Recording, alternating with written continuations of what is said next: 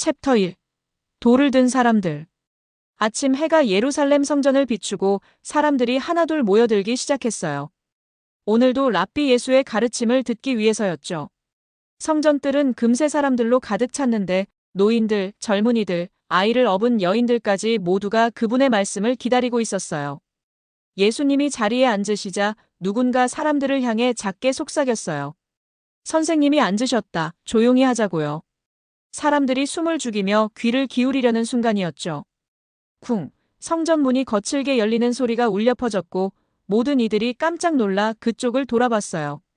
서기관들이 성큼성큼 들어오고 있었고 바리새인들이 위협적인 표정으로 뒤따랐는데 그들 한가운데 한 여인이 억지로 끌려오고 있었어요. 머리는 완전히 흐트러졌고 옷은 여기저기 찢어져 있었으며 얼굴엔 눈물과 흙이 범벅이 되어 있었어요. 손목에는 붉은 멍이 선명하게 들어 있었죠. 그들이 여인을 예수님 바로 앞에 거칠게 내던졌고 쿵 하는 둔탁한 소리와 함께 여인이 차가운 돌바닥에 쓰러졌어요. 무릎이 바닥에 세게 부딪히며 피가 스며 나오기 시작했죠. 사람들 사이에서 웅성거림이 일어났어요. 무슨 일이지? 저 여자가 뭘 했길래? 왜 저렇게 끌려온 거야? 한 바리새인이 거만한 표정으로 앞으로 성큼 나섰어요. 그의 목소리가 성전 전체에 울려 퍼졌죠. 선생이여, 이 여자를 보십시오.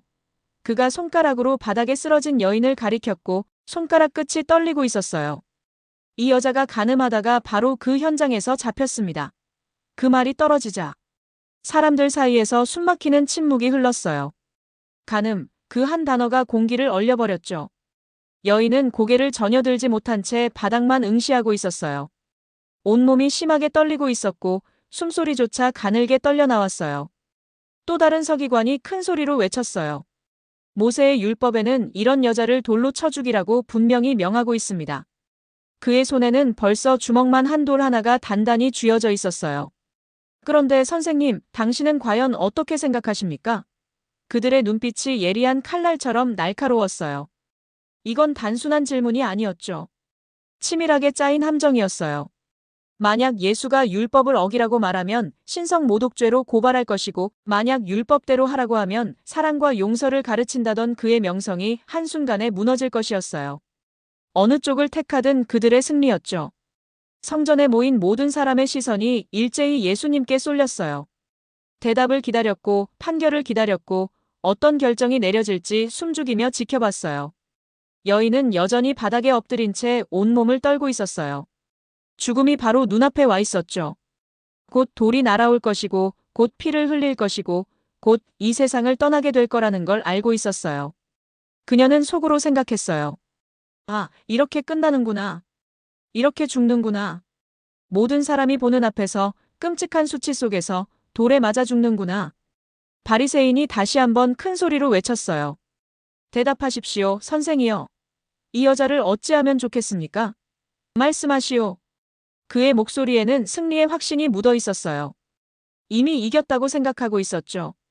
주변 사람들도 하나둘 돌을 집어들기 시작했어요. 손 안에서 돌을 만지작거리며 때를 기다리고 있었죠. 챕터 2. 땅에 쓰시는 예수님. 예수님은 대답하지 않으셨어요. 그저 천천히 몸을 숙이시더니 손가락으로 땅바닥에 무언가를 쓰기 시작하셨죠. 사람들이 당황했어요. 뭐 하시는 거지? 왜 대답을 안 하시는 거야? 저게 무슨 행동이지? 바리새인들도 어리둥절해했어요. 이런 반응은 전혀 예상하지 못했거든요. 한 서기관이 앞으로 다가가 소리쳤어요. 선생님, 듣고 계십니까? 우리가 물었습니다. 율법이 무엇라 하는지 모르십니까? 하지만 예수님은 여전히 땅에 뭔가를 쓰고 계셨어요. 손가락이 천천히 움직이며 글자들을 그려가고 있었죠. 여인은 고개를 조금 들어 예수님을 힐끗 봤어요. 눈물로 흐릿한 시야에 그분의 모습이 어렴풋이 보였죠. 저분은 뭘 쓰고 계신 걸까? 저분은 왜 아무 말씀이 없으신 걸까? 저분도 나를 정죄하실까? 바리새인들이 점점 더 목소리를 높였어요. 선생이여, 대답하시오. 이 여자의 운명이 달려있소. 율법을 무시하려는 것이오? 그들의 목소리가 점점 거칠어졌고 주변 사람들도 웅성거리기 시작했어요. 저 선생은 왜 대답을 안 하시는 거야? 혹시 율법을 부정하려는 건 아닐까? 아니면 답을 모르는 걸까? 한 젊은 바리새인이 참지 못하고 소리쳤어요. 이 여자는 현장에서 잡혔습니다. 증거가 확실합니다. 율법은 분명합니다. 돌로 치라고 했습니다. 그 말에 몇몇 사람들이 고개를 끄덕였어요. 맞아, 율법이 그렇게 말하고 있잖아. 왜 망설이는 거야? 예수님은 여전히 땅에 쓰고 계셨어요. 무엇을 쓰고 계신 걸까요? 혹자는 나중에 말했어요. 그분이 그들의 죄를 하나하나 땅에 쓰고 계셨다고요. 간음, 거짓말, 탐욕, 교만, 위선. 하지만 그 순간 아무도 그걸 읽을 수 없었어요. 다만 그분의 손가락이 천천히 침착하게 움직이고 있을 뿐이었죠. 바리새인들이 더욱 다급해졌어요. 시간이 흐를수록 자신들의 계획이 빗나가고 있다는 걸 느꼈거든요. 한 늙은 서기관이 버럭 소리쳤어요. 우리 질문에 대답하시오. 당신은 율법 교사가 아니시오? 그렇다면 율법대로 판단해야 하지 않소? 사람들의 시선이 다시 예수님께 집중됐어요. 이번엔 대답하실까, 뭐라고 하실까, 어떤 판결을 내리실까? 여인의 심장이 미친 듯이 뛰고 있었어요. 숨이 막혀왔고 목구멍이 바짝 타들어갔죠. 손톱으로 바닥을 긁어댔고 그 밑에서 피가 배어나왔어요. 제발, 제발, 누군가 나를 살려줬으면. 그때였어요. 예수님이 천천히 고개를 드셨어요. 그분의 눈빛은 고요했고 깊었고 무언가를 꿰뚫어보는 듯 했어요. 바리새인들이 숨을 죽였고 사람들도 말을 멈췄죠. 드디어 대답하시는구나. 드디어 판결을 내리시는구나. 예수님이 입을 여셨어요. 목소리는 낮았지만 또렷했고 차분했지만 강렬했어요. 챕터 3. 죄 없는 자가 먼저 돌로 치라. 너희 중에 죄 없는 자가 먼저 돌로 치라. 그 한마디가 공기를 갈랐어요. 순간 성전이 완전히 조용해졌죠. 아무도 숨소리조차 내지 않았어요. 바리새인들이 얼어붙었고 서기관들이 눈을 깜빡였으며 돌을 들고 있던 사람들이 움찔했어요. 방금 뭐라고 하신 거지? 죄 없는 자가 먼저 돌로 치라고. 예수님은 다시 몸을 숙이셨어요. 그리고 계속해서 땅에 무언가를 쓰기 시작하셨죠. 마치 이제 더 이상 할 말이 없다는 듯이요. 사람들이 서로를 쳐다보기 시작했어요. 나한테 죄가 있나? 내가 과연 이 여자에게 돌을 던질 자격이 있나? 나는 정말 깨끗한가? 한 늙은 바리새인이 돌을 손에 쥐고 있었어요. 그는 평생 율법을 지켜왔다고 자부했던 사람이었죠. 하지만 지금 그의 손이 떨리고 있었어요. 갑자기 오래전 일이 떠올랐거든요. 젊었을 때 저질렀던 거짓말, 이웃의 땅을 탐냈던 마음, 가난한 사람을 무시했던 태도. 그는 천천히 고개를 떨어뜨렸어요. 손에서 돌이 툭 떨어졌고 바닥에 굴러갔죠. 그리고 그는 아무 말 없이 뒤돌아 걸어 나갔어요. 사람들이 그를 봤어요. 저 사람이 먼저 가네. 율법에 가장 엄격했던 저 사람이.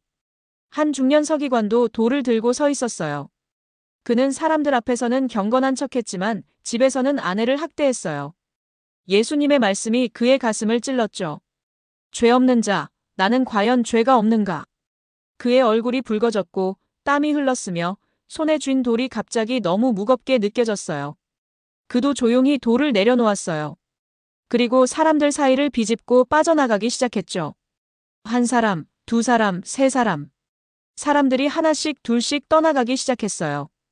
돌을 떨어뜨리고 고개를 숙이고 발걸음을 돌렸어요. 젊은 청년도 돌을 놓았어요. 그는 얼마 전 친구를 배신했던 기억이 떠올랐거든요. 한 상인도 돌을 놓았어요. 그는 사람들을 속이며 장사했던 날들이 생각났죠. 한 어머니도 돌을 놓았어요. 그녀는 이웃을 험담했던 자신의 혀가 떠올랐어요. 성전이 점점 비어갔어요. 웅성거리던 소리가 사라지고 발소리만 메아리 쳤으며 문 닫히는 소리가 멀리서 들려왔어요. 여인은 여전히 고개를 숙이고 있었어요. 무슨 일이 벌어지고 있는지 정확히 알 수 없었지만 주변이 점점 조용해지고 있다는 건 느낄 수 있었죠. 사람들이 떠나고 있구나. 돌을 던지지 않는구나. 나는 아직 살아있구나. 마지막 한 사람이 떠날 때까지 시간이 얼마나 흘렀을까요? 어쩌면 몇 분, 어쩌면 영원처럼 느껴졌을 수도 있어요. 이제 성전에는 세 사람만 남았어요. 바닥에 엎드린 여인, 땅에 쓰고 계시는 예수님, 그리고 멀찍이 서서 지켜보던 한 제자. 예수님이 천천히 고개를 드셨어요. 주위를 둘러보셨죠. 아무도 없었어요. 돌을 던지려던 사람들, 정죄하려던 사람들, 율법을 외치던 사람들 모두 사라졌어요. 챕터 4. 여자여, 너를 고소하던 자들이 어디 있느냐? 예수님이 여인을 보셨어요. 여전히 바닥에 엎드려 떨고 있는 그 여인을요. 그분의 목소리가 조용히 울려 퍼졌어요. 여자여. 그 한마디에 여인의 몸이 움찔했어요. 드디어 나를 부르시는구나. 이제 심판이 시작되는구나. 하지만 그 목소리는 따뜻했어요. 정죄가 아니라 위로가 담겨 있었고 분노가 아니라 연민이 흘러나왔어요. 여자여, 너를 고소하던 자들이 어디 있느냐? 여인이 천천히 고개를 들었어요. 눈물로 범벅이 된 얼굴, 흙이 묻은 뺨, 두려움으로 가득한 눈동자. 그녀가 주위를 둘러봤어요. 아무도 없었어요. 아까 그렇게 많던 사람들이, 돌을 들고 서 있던 사람들이, 율법을 외치던 사람들이 모두 사라졌어요. 어떻게 된 거지? 왜 다 떠난 거지? 나는 왜 아직 살아있는 거지? 여인이 떨리는 목소리로 대답했어요. 주여, 아무도 없나이다. 그 말이 나오자 눈물이 터져 나왔어요. 참고 참았던 눈물이 한꺼번에 쏟아졌죠. 어깨가 들썩였고 흐느낌이 터져 나왔어요. 아무도 없다. 나를 돌로 치려던 사람들이 모두 떠났다. 나는 살았다. 예수님이 일어서셨어요. 여인에게 다가가셨죠. 한 걸음, 두 걸음. 여인이 몸을 움츠렸어요. 아직도 두려웠거든요. 하지만 예수님은 멈춰 서셨어요. 그리고 말씀하셨죠. 나도 너를 정죄하지 아니하노니. 그 말이 여인의 귀에 들어왔어요. 처음엔 믿을 수 없었어요. 뭐라고 정죄하지 않는다고 이런 나를. 나도 너를 정죄하지 아니하노니. 예수님이 다시 한번 말씀하셨어요. 이번엔 더 또렷하게, 더 확실하게. 여인의 가슴이 터질 것 같았어요. 평생 정죄받으며 살았어요. 사람들의 손가락질, 비난의 눈빛, 수군거리는 소리. 그게 일상이었죠. 하지만 지금 이 선생님은 나를 정죄하지 않는다고 말씀하고 계셨어요. 여인이 예수님을 올려다봤어요. 그분의 눈빛에는 사랑이 있었어요. 판단이 아니라 이해가, 정죄가 아니라 용서가, 미움이 아니라 긍휼이 담겨 있었어요. 가서 다시는 죄를 범하지 말라. 예수님의 마지막 말씀이었어요. 정죄하지 않는다는 것이 죄를 가볍게 여긴다는 뜻은 아니었어요. 오히려 그 반대였죠. 내 죄를 알지만 용서한다. 하지만 이제 새롭게 살아가라. 다시는 그 길로 가지 말라. 여인이 무릎을 꿇었어요. 이번에는 강제로가 아니라 자발적으로요. 예수님 앞에 엎드렸고 그분의 발을 붙잡았으며 목 놓아 울었어요. 감사합니다. 감사합니다. 저를 살려주셔서, 저를 용서해 주셔서. 예수님은 그녀를 내려다보셨어요. 미소를 지으셨죠. 그리고 천천히 걸어 나가셨어요. 여인은 한참을 그 자리에 엎드려 있었어요. 울고 또 울었죠. 이제 더 이상 정죄받을 필요가 없다는 것이, 새로운 삶을 살 수 있다는 것이 너무나 감사했어요. 챕터 5. 돌을 내려놓은 사람들. 성전을 나선 사람들은 제각각 흩어졌어요. 하지만 누구도 편안하지 않았죠. 집으로 돌아가는 발걸음이 무거웠고 마음속에 무언가가 걸려 있었어요. 한 늙은 바리새인은 집에 도착해 방문을 닫았어요. 아내가 물었죠. 여보, 무슨 일 있었어요? 표정이 안 좋아 보이네요. 그는 대답하지 못했어요. 그저 창문 밖을 바라보며 서 있을 뿐이었죠. 오늘 한 여인이 끌려왔었다. 가늠한 여인이. 우리는 그녀를 돌로 치려 했다. 하지만 그분이 말씀하셨다. 죄 없는 자가 먼저 돌로 치라고. 그 말을 듣는 순간 내 안에 모든 죄가 떠올랐다. 숨기고 있던 죄들이, 잊으려 했던 과거가. 나는 돌을 던질 자격이 없었다. 한 중년 서기관은 거리를 걷고 있었어요. 사람들이 지나갔지만 그는 아무도 보지 못했어요. 머릿속이 복잡했거든요. 나는 평생 율법을 가르쳤다. 사람들에게 의롭게 살라고 말했다. 하지만 나 자신은 어떤가? 나는 과연 깨끗한가? 집에서 아내에게 소리를 지르고 종들을 함부로 대하고 가난한 자들을 무시했다. 내가 무슨 자격으로 남을 판단했던 걸까? 한 젊은이는 골목 구석에 주저앉았어요. 고개를 감싸쥐고 한숨을 내쉬었죠. 나는 친구를 배신했다. 돈 때문에, 명예 때문에. 그 친구는 지금 어디서 무얼 하고 있을까? 나를 용서할 수 있을까? 오늘 그 여인을 보면서 내가 떠올랐다. 정죄받아 마땅한 나 자신이. 한 상인은 가게로 돌아와 장부를 펼쳤어요. 거기엔 거짓으로 적은 숫자들이 가득했어요. 속인 거래, 부풀린 가격, 빼돌린 이익. 그는 장부를 덮었어요. 손이 떨렸죠. 나는 정직하다고 생각했는데 사실은 도둑이었구나. 한 어머니는 집에 돌아와 거울을 봤어요. 거기 비친 자신의 얼굴이 낯설었어요. 나는 얼마나 많은 사람을 험담했던가. 이웃의 허물을 얼마나 많이 퍼뜨렸던가. 내 혀가 얼마나 많은 상처를 냈던가. 사람들은 각자의 자리에서 자신을 돌아봤어요. 예수님의 그 한마디가 거울처럼 자신을 비춰주고 있었거든요. 죄 없는 자가 먼저 돌로 치라. 그 말은 단순히 여인을 구한 것이 아니었어요. 돌을 들고 서 있던 모든 사람을 구한 거였죠. 만약 그들이 돌을 던졌다면 어땠을까요? 한 사람의 죄인을 죽이고 자신은 의인인 척하며 평생 그 거짓 속에서 살아갔을 거예요. 하지만 예수님은 그들을 멈춰 세우셨어요. 내 안의 죄를 먼저 보라고 내가 과연 판단할 자격이 있는지 물으셨죠. 챕터 6. 새로운 시작. 여인은 천천히 일어섰어요. 다리에 힘이 없었지만 간신히 버텼죠. 성전을 나와 거리로 향했어요. 햇빛이 눈부셨고 바람이 얼굴을 스쳤으며 새소리가 들려왔어요. 모든 게 달라 보였어요. 같은 거리인데 다르게 느껴졌고 같은 하늘인데 더 밝아 보였으며 같은 세상인데 새롭게 다가왔어요. 나는 살아있다, 용서받았다, 새로 시작할 수 있다. 그녀는 천천히 걸었어요. 어디로 가야 할지 몰랐지만 발이 움직였어요. 골목을 지나고 시장을 지나고 우물가를 지났어요. 사람들이 그녀를 봤어요. 수군거렸죠. 저 여자 아니야. 오늘 아침에 끌려갔던 어떻게 살아서 돌아왔지. 여인은 그들의 시선을 느꼈어요. 하지만 이상하게도 두렵지 않았어요. 예전 같았으면 고개를 숙이고 도망쳤을 텐데 지금은 당당히 걸을 수 있었어요. 나는 용서받았다. 그분이 나를 정죄하지 않으셨다. 그것만으로 충분하다. 한 노파가 그녀를 불러 세웠어요. 젊은이 무슨 일이 있었던 거요? 오늘 아침 끌려가는 걸 봤는데. 여인이 멈춰섰어요. 노파의 눈빛에는 비난이 아니라 걱정이 담겨 있었어요. 그녀는 천천히 입을 열었죠. 할머니, 저는 죽을 뻔했어요. 돌에 맞아 죽을 뻔했죠. 하지만 한 분이 저를 살려주셨어요. 나를 정죄하지 않으셨어요. 노파의 눈이 커졌어요. 누가 그랬소? 예수라는 랍비님이요. 그분이 말씀하셨어요. 죄 없는 자가 먼저 돌로 치라고. 그러자 모두가 돌을 내려놓고 떠났어요. 노파가 놀란 표정으로 고개를 끄덕였어요. 그 선생님 말이로군. 소문은 들었소. 놀라운 분이라고.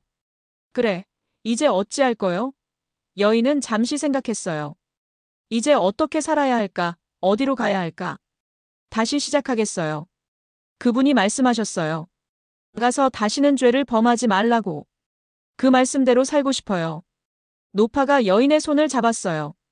거칠고 주름진 손이었지만 따뜻했어요. 젊은이 쉽지 않을 거요. 사람들은 쉽게 잊지 못하니까.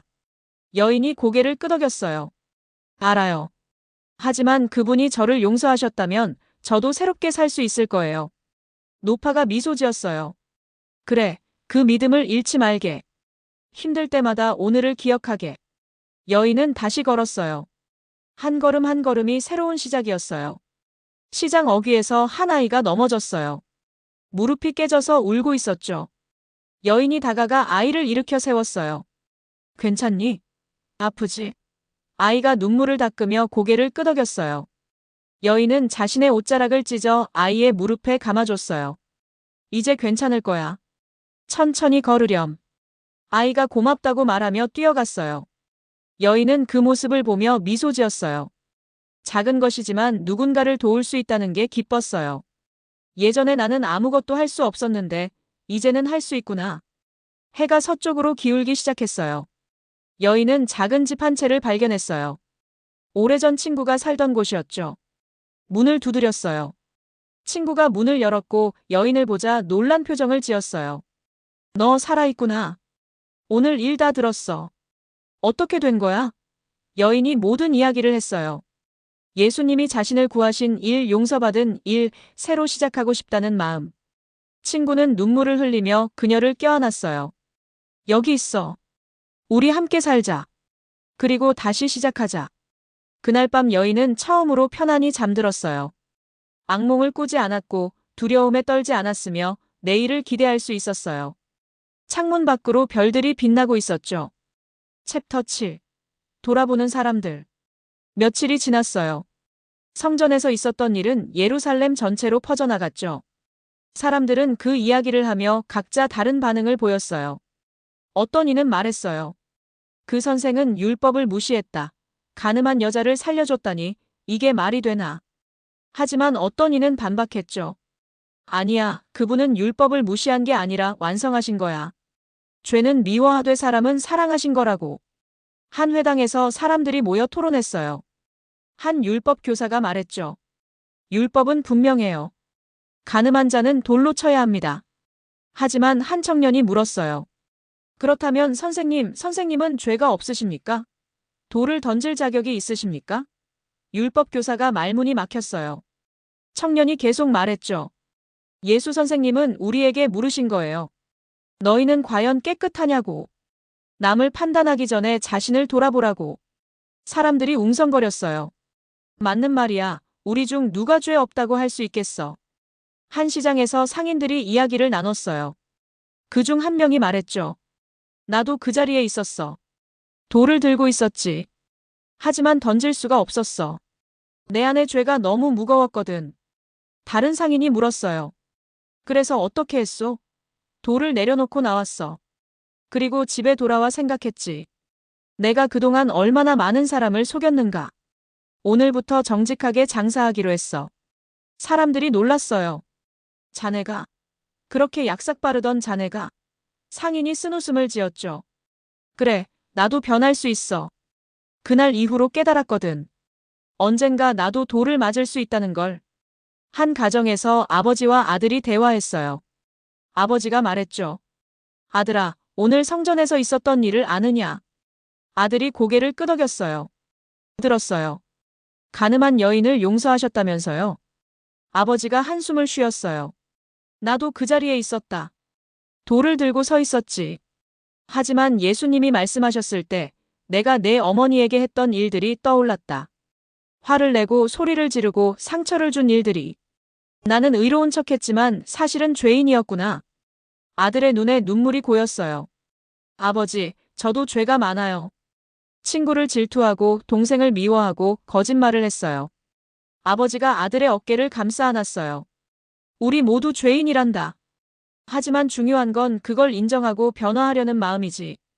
예수님이 가르쳐 주신 게 바로 그거야. 한 우물가에서 여인들이 물을 기르며 이야기했어요. 한 여인이 말했죠. 그 여자 봤어? 며칠 전에 끌려갔던. 다른 여인이 고개를 끄덕였어요. 봤어. 시장에서 아이를 도와주고 있더라. 표정이 완전히 달라졌어. 또 다른 여인이 말했어요. 우리가 너무 가혹했던 거 아닐까? 그 여자도 사정이 있었을 텐데. 첫 번째 여인이 조용히 말했죠. 사실 나도 비밀이 있어. 남편 몰래 돈을 빼돌린 적이 있거든. 들키면 나도 손가락질 받을 거야. 여인들이 서로를 바라봤어요. 누구나 숨기고 있는 게 있다는 걸 깨달았죠. 그래서 더 이상 그 여인을 비난하지 않기로 했어요. 챕터 8. 용서의 물결. 몇 주가 흘렀어요. 여인은 친구와 함께 작은 가게를 열었어요. 천을 짜고 옷을 만들어 파는 일이었죠. 손님들이 하나둘 찾아오기 시작했어요. 처음엔 수군거렸지만 시간이 지나며 태도가 달라졌어요. 한 할머니가 가게에 들어와 말했어요. 젊은이, 이 옷 좀 고쳐줄 수 있겠소? 여인이 옷을 받아들며 대답했죠. 물론이죠. 최선을 다해 고쳐드릴게요. 할머니가 여인을 유심히 바라봤어요. 자네가 그 여자로군. 소문 들었소. 여인이 고개를 숙였어요. 네, 맞아요. 할머니가 여인의 손을 잡았어요. 고개를 들게. 부끄러워할 것 없어. 누구나 실수는 하는 법이니까. 중요한 건 다시 일어서는 거지. 여인의 눈에 눈물이 맺혔어요. 감사합니다. 한 아버지가 딸을 데리고 왔어요. 이 아이 옷을 만들어 주실 수 있나요? 축제가 다가오는데 새 옷이 필요해서요. 여인이 아이를 보며 미소 지었어요. 물론이에요. 예쁘게 만들어 드릴게요. 며칠 후 아버지와 딸이 다시 왔어요. 아이가 새 옷을 입고 빙글빙글 돌았죠. 아빠, 너무 예뻐요. 아버지가 여인에게 말했어요. 고맙습니다. 솜씨가 정말 좋으시네요. 그리고 조용히 덧붙였죠. 사람들 말 신경 쓰지 마세요. 당신은 새로운 삶을 살고 있잖아요. 여인이 깊이 고개 숙여 인사했어요. 한편 예수님은 계속해서 가르침을 전하고 계셨어요. 어느 날 성전에서 한 바리새인이 물었어요. 선생님, 형제가 죄를 지으면 몇 번이나 용서해야 합니까? 7번이면 충분합니까? 예수님이 대답하셨죠. 7번뿐 아니라 7번을 70번까지라도 용서하라. 사람들이 웅성거렸어요. 그렇게까지 용서해야 한다고? 예수님이 계속 말씀하셨어요. 너희가 사람의 잘못을 용서하면 너희 하늘 아버지께서도 너희 잘못을 용서하시려니와 너희가 사람의 잘못을 용서하지 아니하면 너희 아버지께서도 너희 잘못을 용서하지 아니하시리라. 그 말씀을 듣던 한 사람이 기억했어요. 며칠 전 성전에서 있었던 일을요. 가늠한 여인, 돌을 든 사람들, 그리고 예수님의 말씀. 죄 없는 자가 먼저 돌로 치라. 그는 깨달았어요. 그날 예수님은 단지 한 여인만 구하신 게 아니었다는 걸요. 돌을 들고 있던 모든 사람에게 용서의 기회를 주신 거였어요. 우리도 죄인이라는 걸 깨닫게 하시고 우리도 용서가 필요하다는 걸 알게 하셨죠. 해가 지고 있었어요. 여인은 가게 문을 닫고 집으로 향했어요. 거리를 걸으며 하늘을 올려다봤죠. 별들이 하나둘 나타나고 있었어요. 그녀는 속으로 기도했어요. 주님, 감사합니다. 저를 살려주셔서 용서해 주셔서 새로운 삶을 주셔서 저도 이제 다른 사람을 용서하며 살겠습니다. 저처럼 힘든 사람들을 도우며 살겠습니다. 바람이 불어왔어요. 따뜻하고 부드러운 바람이었죠. 마치 누군가 그녀를 안아주는 것 같았어요. 그녀는 미소 지으며 걸었어요. 더 이상 고개 숙이지 않았고 더 이상 사람들을 피하지 않았으며 더 이상 과거에 갇혀있지 않았어요. 새로운 내일이 기다리고 있었으니까요.